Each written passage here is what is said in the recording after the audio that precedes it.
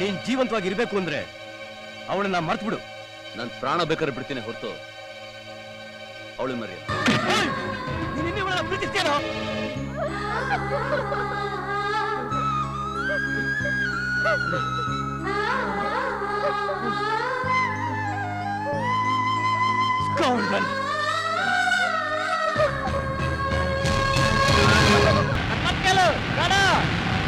ಇಲ್ಲ, ನಾವಿಬ್ರು ಒಂದಾಗೋದು ನನ್ಗೆ ಇಷ್ಟ ಇರ್ಲಿಲ್ಲ. ಅವ್ರನ್ನಂತೂ ಸಾಯಿಸ್ಬಿಟ್ಟೆ. ನಾನು ಸತ್ತು ಹೋಗ್ತೀನಿ.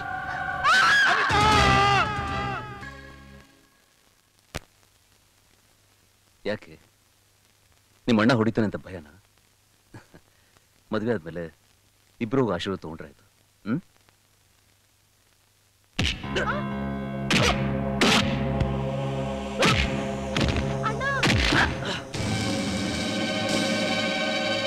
ನೀನ್ ಜೀವಂತವಾಗಿರ್ಬೇಕು ಅಂದ್ರೆ ಅವಳನ್ನ ಮರ್ತು ಬಿಡು. ನಾನು ಪ್ರಾಣ ಬೇಕಾದ್ರೆ ಬಿಡ್ತೀನಿ ಹೊರತು ಅವಳು ಮರೆಯ.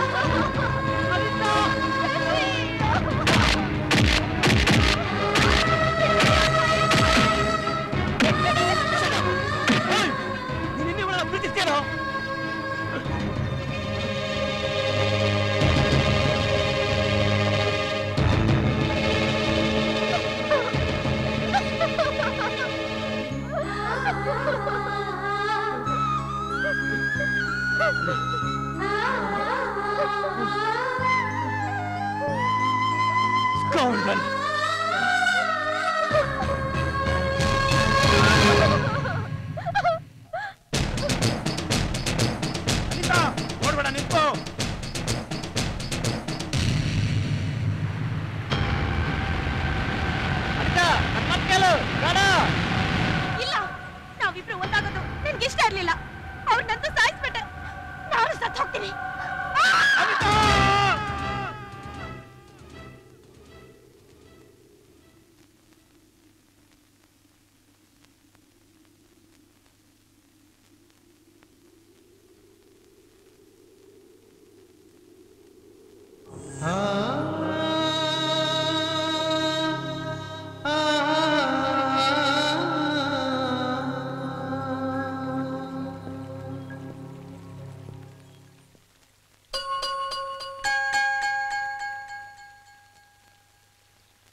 ಲಲಿತಾ, ಇಲ್ಲಿ ಕೂತ್ಕೊಂಡು ಏನ್ ಮಾಡ್ತಿದ್ಯಾ? ನಡಿ ಮನೆಗೆ ಹೋಗೋಣ. ನಾನು ನಿಮ್ಮ ಹತ್ರ ಮಾತಾಡ್ಬೇಕು. ಏನಿದ್ರು ಮನೆಗೆ ಹೋಗಿ ಮಾತಾಡೋಣ. ಮಗು ಒಂದೇ ಇದೆ. ಮಗುನ ನಿದ್ದೆ ಮಾಡಿಸ್ಬಿಟ್ಟು ಅಪ್ಪಂಗೆ ನೋಡ್ಕೊಳಕ್ ಹೇಳ್ಬಿಟ್ಟು ಬಂದಿದ್ದೀನಿ ರೀ. ನಾಳೆ ಬೆಳಿಗ್ಗೆ ನಮ್ಮ ಮದ್ವೆ ನಡೆಯುತ್ತಲ್ಲ? ಯಾಕೆ ಹೀಗೆ ಕೇಳ್ತಾ ಇದೆಯಾ? ನನಗೆ ಬೆಳಿಗ್ಗೆಯಿಂದ ಬಲ್ಗಣ್ ಹೊಡ್ಕೋತಾ ಇತ್ತು. ಅದು ಅಪಶಕುನ ಅಂತ ಅಪ್ಪ ಹೇಳ್ತಾ ಇದ್ರು. ಅದಕ್ಕೆ ನನಗೆ ಭಯ ಆಗೋಯ್ತು ರೀ. ಯಾಕ್ರಿ ಒಂಥರ ಇದ್ದೀರಾ? ಏನಿಲ್ಲ ಏನಿಲ್ಲ. ನಾಳೆ ಬೆಳಿಗ್ಗೆ ನಮ್ಮ ಮದ್ವೆ ನಡೆಯುತ್ತಲ್ಲ? ಮದುವೆ ಖಂಡಿತ ನಡೆಯುತ್ತೆ. ಏನು? ನಾಳೆ ಬೆಳಿಗ್ಗೆ ನನ್ನ ಮದುವೆ ಇಲ್ಲ. ನಾನು ನಿಮ್ಗೊಂದು ಇನ್ವಿಟೇಷನ್ ಕೊಟ್ಟಿದ್ನಲ್ಲ ಅದನ್ನು ವಾಪಸ್ ಕೊಡಿ. ಯೋ, ಕೊಟ್ಟಿರೋ ಇನ್ವಿಟೇಷನ್ ಯಾರಾದ್ರು ವಾಪಸ್ ಕೇಳ್ತಾರನಯ್ಯ? ಹ್ಞೂ. ಅಲ್ಲ ನನ್ ಇಲ್ಲ, ನೀವು ಕೊಟ್ಬಿಡಿ ಅದನ್ನ.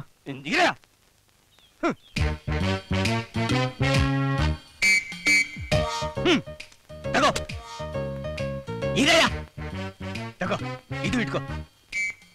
ನೋಡು, ಎರಡೆರಡು ಸಲ ತಿಕ್ಕೋ ತಲೆಗೆ.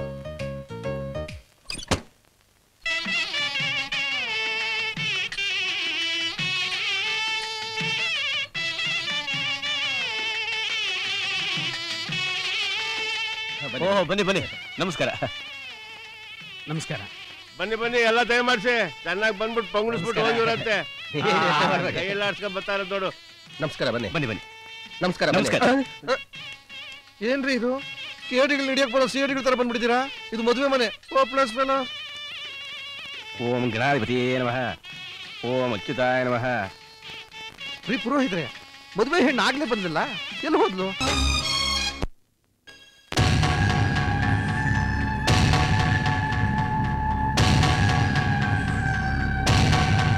ಮದುವೆನಲ್ಲಿ ಬೇರೆ ಆದ್ವಿ, ಮತ್ತೆ ಮದುವೆನಲ್ಲಿ ಒಂದಾಗ್ತಾ ಇದೀವಿ.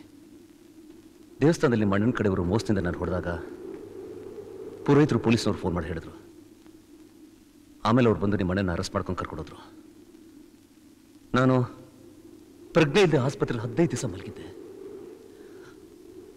ಆಮೇಲೆ ನನಗೆ ಗೊತ್ತಾಯ್ತು ನೀನು ಆತ್ಮಹತ್ಯೆ ಮಾಡ್ಕೊಂಡೆ ಅಂತ. ಆದರೆ ನನಗೆ ನಂಬಿಕೆ ಇತ್ತು, ನೀನು ಖಂಡಿತವಲ್ಲೂ ಬದುಕಿರ್ತೀಯ ಅಂತ. ನನ್ನ ನಂಬಿಕೆ ಸುಳ್ಳಾಗ್ಲಿಲ್ಲ.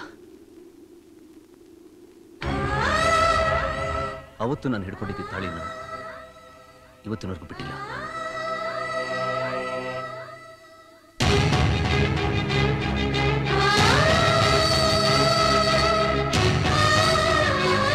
ನೀವೇನ್ ಬೇಡ್ಕೊಂಡ್ರಿ?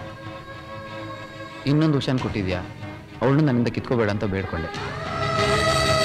ನನಗೆ ಜನ್ಮಗಳ ಬಗ್ಗೆ ನಂಬಿಕೆ ಇಲ್ಲ, ಆದರೆ ಈ ಜನ್ಮ ಪೂರ್ತಿ ಹೀಗೇ ಇರಬೇಕು ಅನ್ಸತ್ತೆ.